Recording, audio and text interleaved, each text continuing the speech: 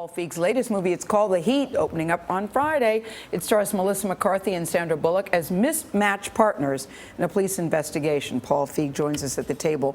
Hello, Paul. Hello, looking Gail. very dapper today. I'm going to talk about your outfit in just a second. Go on. It's an honor to be here with No, you. we're all. thrilled you're here. Thank you. But your two leading ladies have two very different sensibilities. Were you worried at all or concerned about the two of them working together? You know, I had my instinct they would be great together. But I usually audition people first and kind of mix and match and see what the chemistry's like. But they're big stars, so you just hire them. So went to the first rehearsal and I was really nervous because, like, what if they hate each other? They have no chemistry. But they immediately hit it off. It was really exciting to watch. Because she's so big, Melissa's so big on improv. Yeah. And I don't think people think about Sandra Bullock as improv. I mean, she's not known for it, and Sandy will even admit that at first she was a little thrown by the level of improv that we do. But she snapped right into it. She's naturally funny. That's the thing. If somebody's naturally funny and they're a good actor and they can create a character that is real to them, then they can just kind of go with it. That's, you know, what I don't like is when people try to be funny. So what do you have them do in this movie? All kinds of things. All kinds of things, Charlie. It gets very very low key. You know what? I was a big fan of like 48 Hours and Beverly Hills Cops, where the action is kind of real and the stakes are real and there's real danger, but then there's funny people in those situations, and that's what this is. You directed Bridesmaids, which was a huge hit, and now you've got this deal to develop female projects. What does that mean?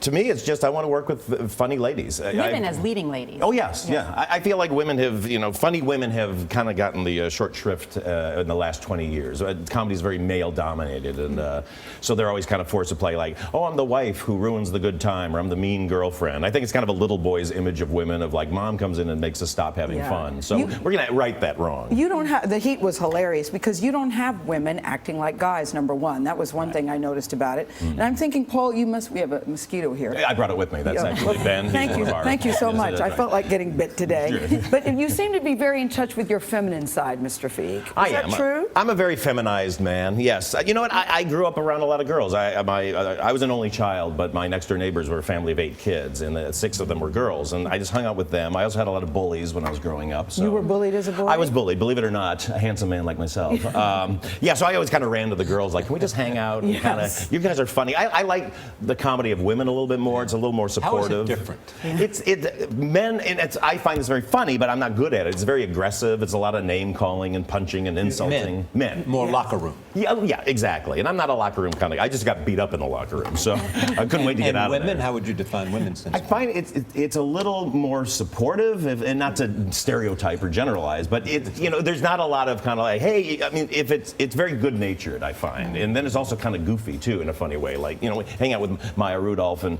Kristen Wiig, they're just singing funny songs, they're doing funny voices, and I just laugh the whole time. Why were you beat up as a kid? What happened? When you're as good looking as me. No, I had a big nose. I was too tall. That was the problem. I was tall. All my bullies were like half my size, so it's kind of a David and Goliath thing. Yeah, but they're jealous of you now, Paul, because this is another good thing about Paul. Yeah. You go to the set every day with a suit and tie because you believe that's important. Why?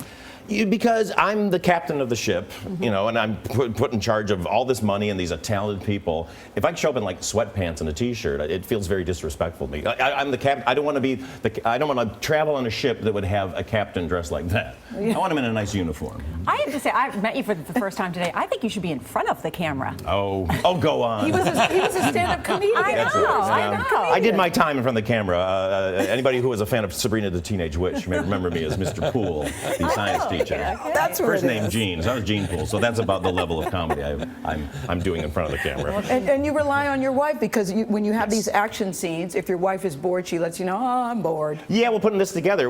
There's an action element to this movie, and yet when we watch an action movie at home, literally the coolest sequence is on, and my wife starts reading an iPad, or she wanders out. She's like, I'm bored. It's like, okay, so let's not do that. Let's just have it be in service of fun and comedy and character. So thank you, Mrs. Feig, for that. Yes, exactly. Thank you. Good luck. Good luck, Paul. It's Thanks, great. everybody. It's very good. Thanks for having me on. You guys are great.